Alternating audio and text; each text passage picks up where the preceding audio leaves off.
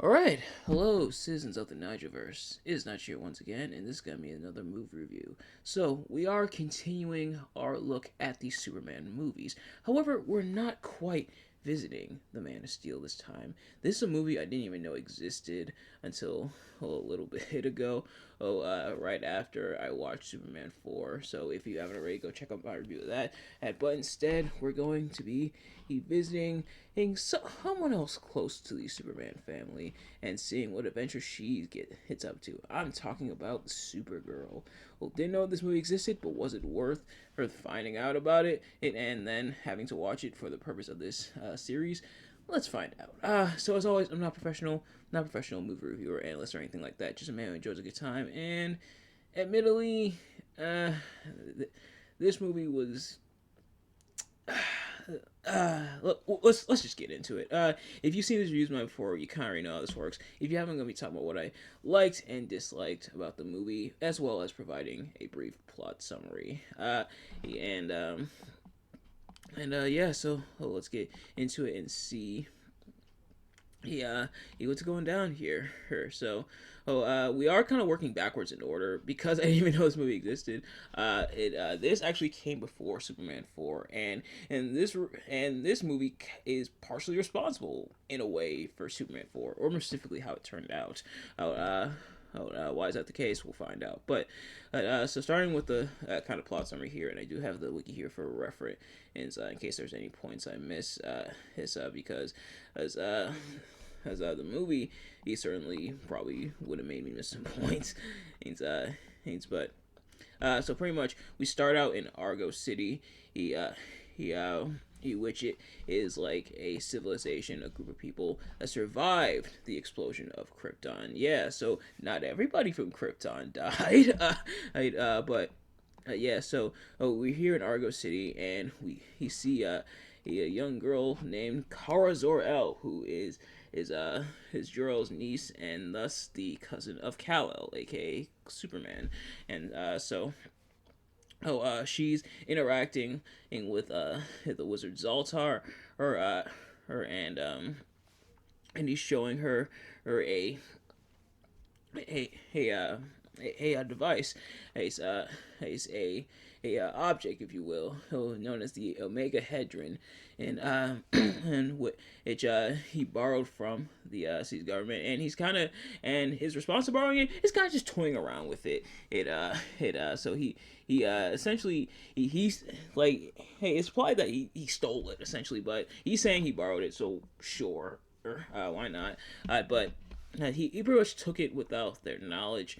It is what's powering Argo City, and essentially playing around with it, bringing stuff to life. Kara brings like a dragonfly to life alongside the Omega Hedron, but unfortunately, things go south. The Omega Hedron is unfortunately accidentally lost into space. It causes a hole within Argo City, and it flies out. So now everybody panics. Zoltar has decided to banish himself to the to the Phantom Zone owned because of his misdeeds. Meanwhile, Kara has decided to head to Earth and track the Omega Hedron. She has a bracelet which tracks the Omega Hedron. So she's going to hurry up and grab it before the civilization of Argo City pretty much dies out. It's essentially what powers the city, so the city's kind of screwed without it. So Kara goes after it, hit against her parents' orders, and she takes the pod down to Earth, and emerges as a Supergirl. Well, aka he pretty much like her cousin, but with her own outfit. You see the Supergirl outfit, of course. She's essentially Supergirl here. Or he knows how pretty the Earth is and just flying around and stuff. Meanwhile, the Omega Hedron does arrive before she does, and it's found by Selena, who is a witch. So she finds the Omega Hedron, essentially ends within her. I think that's supposed to be putting. Lands was essentially with her food because she's out at a picnic. Like as she's on a date with a warlock. Who is named Nigel? No, I'm not in this movie. It's a different guy. It's a British dude. But I do get that comparison quite a bit. Like they ask me, like, "Hey, not Nigel, your name is? Are you British?" I'm like, "No, I'm not British. I've never even been to Britain, but I would like to go at some point." But nevertheless, as so Oh, she essentially Selena essentially dumps Nigel. Well, it's implied they may be dating, or at the very least, within courtship. But because she has the Omega Hedron, she decides, "Yo, I no longer have any use for you. Ooh, I'm gonna take over the world. Oh, bye bye." And she pieces off with him, and and then Kara arrives, sees all her powers, her new powers and everything, and essentially gets her energy from the sun, just like, of course, her cousin. And and while she's there, she decides she's gonna go undercover. So she joins up with an all-girls school. It's implied that it might be a college. It's either a college or a high school. It just says all-girls school. Well, it looks like it may be a college, which hopefully it is a college, because what will happen because if it's not a college, if it is supposed to be like a lower level school, like a high school or something, it's gonna make something that happens at the end a tad bit more awkward. But nevertheless, pretty much she enrolls at all girls school. She goes under her cover as Linda Lee. He who's the cousin of Clark Kent, and at first she needs a letter of recommendation, but she quickly types one out while the principal's distracted. Linda's at the school, and she becomes roommates slash friends with Lucy Lane, who is the younger sister of Lois Lane, and and Lucy Lane totally changed her too. At first, she's kind of like standoffish Linda slash Supergirl, which does kind of make sense. She doesn't really know her that well, but it's kind of standoffish until she mentions she's a cousin of Clark Kent, and that's when Lucy totally changed her tune. Like, "Oh yay, hey, you're the cousin of Clark Kent. Let's be besties." Because of course Lois Lane and Clark Kent are kind of friendly, and Lucy Lane just happens to have a picture of Superman and in her room, because of course Lois and Clark are close. Those Lois and Superman are close. But so she has the picture, and and and Linda touched the picture. She's reminded of Superman, of course, and so she continues going there in the school. Nigel just happens to be one of the teachers at the school. What a coincidence! And so he happens to be one of the teachers at the school. It's implied that. It's implied that at least according to Wiki here, I couldn't find a trace of this in the movie. In fact, it's the other way around, as we'll find out. But she starts to become enamored with Ethan. She becomes smitten with Ethan, who's a groundskeeper for the school. Well, now do you see why I am hoping and praying that this is supposed to be like a college? I think it's supposed to be a college because the girls have like dorms, and they go out for break and stuff. Although, I know some schools are like that. Some like boarding schools are like that. But nevertheless, we're not here to figure out what type of school it is. But nevertheless, as Selena also becomes smitten with Ethan, and but so is Selena's his friend slash assistant slash minion, I guess, as in Bianca, but Selena then and drugs Ethan with a love potion. She lures Ethan into her lair, and then and slips him a love potion, and it'll make him fall in love with the first person he sees within a day. It takes a while to take hold, and thus because he's so disoriented from the potion, and he starts, wandering around, accidentally causing havoc, getting himself trapped inside trapped inside like a forklift type thing, or like a tractor, or so. Supergirl will slash Linda just happens to be nearby, hanging out with Lucy and Jimmy Olsen, because remember, this is supposed to be in the Superman universe, but so Supergirl springs into action. She saves Ethan, but once you know it, Ethan is the first person she sees, and thus he falls head over heels in love with her, and essentially becomes Shakespearean in a way, it is slightly awkward, but I love potions, I guess. But yeah, so now he's in love with Linda. And I should say, yeah, she saves him with Supergirl, changes back to Linda, then goes back over to him, and then that's when Ethan sees her and falls in love. Even though Ethan's eyes were kind of open, so he should have seen a lot of things and a lot of people while he was being chased around by the tractor, but or slash a bulldozer. I forget exactly what type of vehicle it was.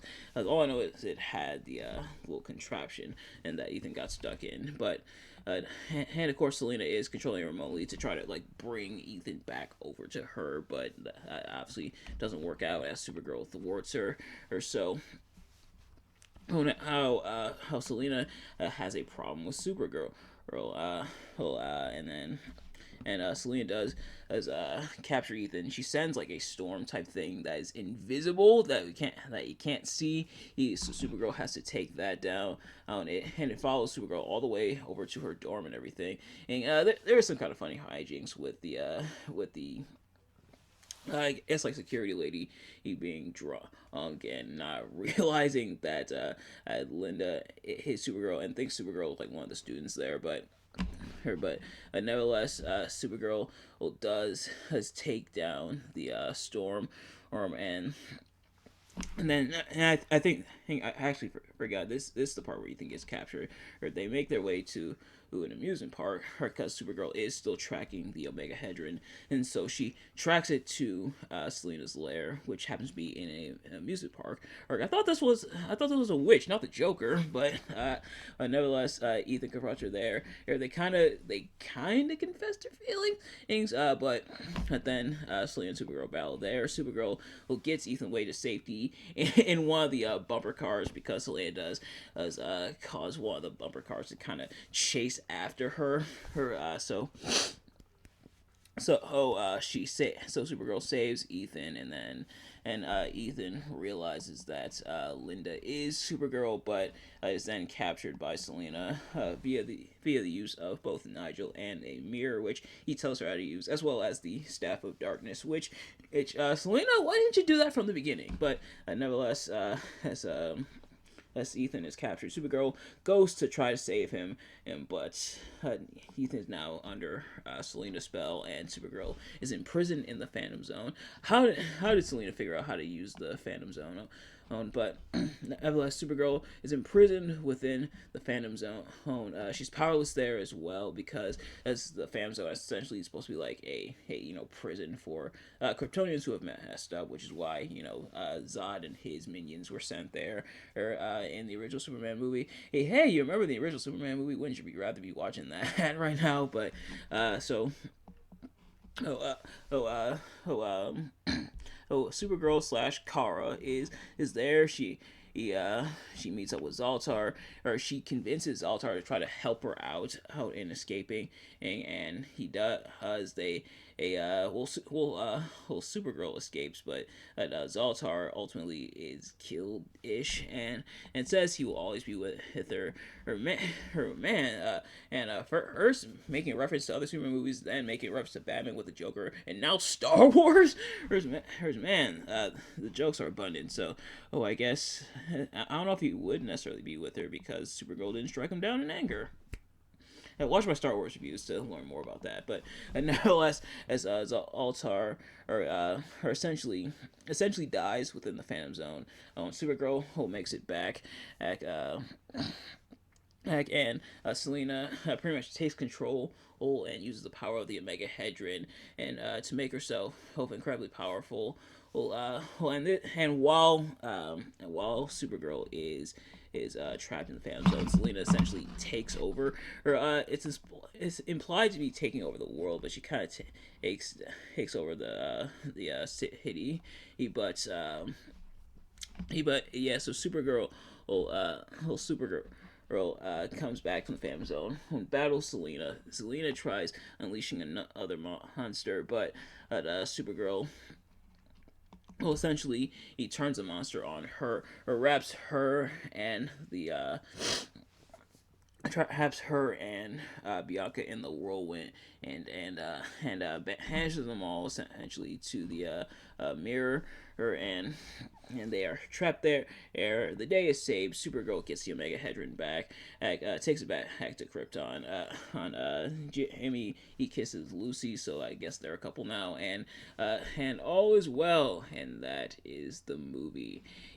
So on to what I liked and disliked, and if my plot explanation and sounded kind of all over the place, that's because this movie's kind of all over the place. It's as well as my commentary, unfortunately. But starting with what I liked, I guess, about the movie, the effects are okay. Like compared to Superman 4, I honestly, if I watched this before Superman 4, the effects not being as good would have been and a lot more jarring. But the effects here are much better, I think, than in Superman 4. They're still not good, but they're okay. Like they're they're very much yeah. But other than that, sadly, this movie, yeah, I guess that's what I disliked is the movie doesn't really have a whole lot else going for it. Like Supergirl, he essentially boils down to just like a female version of her cousin, and her cousin is the only thing tethering these two together. Now, the rumor has it that Christopher Reeve was supposed to make an appearance as Superman, and and not just as to tie the movies together, but I guess to also help out the movie. But ultimately, he had to bow out. I think it probably would have been for the best, so that he wouldn't be tied to this movie. So that's why we got the picture scene. And other than like a couple funny moments, yeah, Supergirl, you want to root for her. She's often bubbly, cheery. Not like over the top with it, but mostly cheery. And you want to feel her despair when she's banished to the Phantom Zone, and when Ethan is kidnapped and everything, but you just don't like the thing about Superman, and beside Christopher Reeve's performance, is that Superman, and you really get to explore the character. It's really balanced out between him and Clark Kent. It's like you see the struggles he goes through as Clark Kent, you see the struggles he goes through as Superman, and you want to see him overcome the he of course makes his mistakes. He grows and learns. Granted, Superman, this is a Superman series, so he had a lot more movies to do so. But I think even with Supergirl, if they gave her even a bit more character instead of just, "Hi, I'm Supergirl. I'm Clark Kent's cousin / Superman's cousin." If a bit more was given into that, I think it would have been much better. Or you would have latched onto her character. But sadly, Supergirl got none of that in the movie, and it's unfortunate. Definitely quite a bit of missed potential there. They definitely, I think, could have made it work, or instead of just making her just female Superman. She's essentially just female Superman instead of being her own character and having her own identity. And it's unfortunate because not only does her character, but the movie itself suffers from it. The main villain isn't that interesting again, and Selena, like a witch. which I can almost buy into it. Like wanting to take over the world. Well, sure, kind of, and I guess kind of mirroring thing, kind of Lex Luthor's ambitions of also wanting to take over the world, but it's not really that interesting. And going back to Supergirl, her posing as Linda Lee, she like even feasibly within the movie, like logistically within the movie, she really didn't need to be Linda Lee. She could have just chased the whole time as Supergirl. She could have chased after Selena the whole time as Supergirl. Well, well, I guess she wanted to lay low for a bit, but surely she could have found something else. Like with Superman and slash Clark Kent, and it's because he's on Earth. Earth is his home now. He was sent to Earth as a baby because Krypton was dying, and so wanting to integrate with the Earth people. But Supergirl, she has no such like reasons for being there. The only reason she's there is to get the Omega Hedron back, so she can get back to Argo City. That's it. She doesn't need to do any of the other stuff. I'm pretty sure the only reason that was there was to get Lucy Lane and Jimmy Olsen, and to an extent Lois Lane in there, or so that excuse me, so that you're reminded. Oh yeah, by the way, this is a Superman movie, whole movie within the Superman series. But yeah, so it kind of falls flat, and the main villain, and sadly, it's interesting the kind of love triangle thing they do with her and Ethan, and which is also kind of weird because has Supergirl slash Linda and Ethan at this point have known each other for the better part of like a few days. Like obviously Ethan kind of gets a pass because he's under the love potion, but then Supergirl falls for him too. Who even though they only know each other for like a couple days, like yeah, love at first sight, stuff like that. But it's kind of weird. Is all I'm saying. Like, am I being too harsh? I don't know, but. It does feel kind of weird, and some of the effects do still look pretty, but yeah, other than that, not really a whole lot. Like we get some Supergirl action, and it's nice. Like she beats up two truckers who try to have their way with her early on in the movie, and she has the battle with Selena, and we see her powers and stuff. But otherwise, like we can see that in the regular Superman, and in fact, it's done better in the other Superman movies aside from Superman 4. But here, sadly there's no reason to care. Or essentially, there's really no reason to care or about Supergirl as a character or even as a movie. Like it's hard to latch on. And I think that's the biggest problem with the movie. There's no reason to care. There's no reason to root for Supergirl. There's no reason to want Supergirl to win. And like the villain hasn't been established well. The hero really hasn't been established well. There's no reason to care. There's no reason to latch on. And I think that's the biggest problem with the movie. Is it as bad now? Is it as bad as Superman 4? The jury's still out. Like, hey, what's worse? There's a character who that character gets betrayed and they look kind of dumb, like in Superman 4, or someone who had no character to begin with, other than just being female Superman, as in Supergirl here, or so. Admittedly, the jury's still out. I might have to deliberate a little bit more. Like I've had some days to think about it, but I don't know. Oh, it's harder to pinpoint what's the black sheep. But the People's Wallace decided because this movie was a box office bomb, to the point where the producers Alexander and Ilya, I think I'm pronouncing that right. Hey, if I'm pronouncing it wrong, I apologize. But Alexander Ilya Saikind sold the Superman film rights to the Cannon Group, who in 1986, and the following year later, we got Superman 4: The Quest for Peace. Thanks, Supergirl. But nevertheless, that I think is going to do it for this review. Thank you all so much for watching. I hope you enjoyed. If you did, please do me a favor. Like, comment, subscribe, share with your friends, turn on post notifications so you know every time I upload videos so you can see as soon as it drops. Let me know in the comments what your thoughts on the movie and my review. Did you like the movie? Did you like my review of the movie? Let me know. We got 2 more stops on our Superman journey. And those will be in the coming weeks. That being the Richard Donner cut of Superman 2 and Superman Returns. So we are almost done. Unless there's any other movie that I don't know about that want to make their way here, or if there's any other movies in the film series. I'm just gonna look it up real quick. if there's any other movie that want to make their appearances known, now is the time to speak up. Speak now or forever hold your peace. And looking at kind of the series of movies here, it doesn't look like so. It looks like we do have the two movies left, that being Superman, the Richard Donner cut, Superman 2, and Superman Returns. So we will take care of that. Take care of those, I should say, in the coming days. But in the meantime, thank you all so much for watching, and I will see you guys later. Peace.